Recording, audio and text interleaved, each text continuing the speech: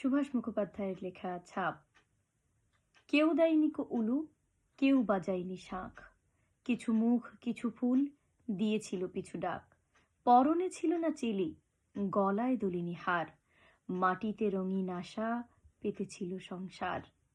আকাশের নীল গায়ে শপথের ইস্পাত, দরজায় পিঠ দিয়ে বাইরে গভীর রাত। সারা বাড়ি থমথমে, সিঁড়ি একদম চুপ, দেয়ালে নাচায় ধোঁয়া, জানলায় রাখা ধূপ। মুঠো মুঠো তারা নিয়ে কড়ি খেলছিল মেঘ, ভুলে গেছে বুঝি হাওয়া ঝড় ঝঞ্ঝার বেগ।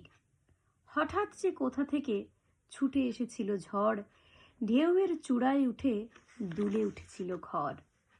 দুজোড়া বন্ধ ঠোঁটে থেমে গিয়েছিল গান, চোখে রেখেছিল হাত টেবিলের বাতি দান। জীবনের হ্রদে স্মৃতি চোখ বুঝে দিল ঝাঁপ, ভিজিয়ে সে জলছবি তুলে নিল এই ছাপ।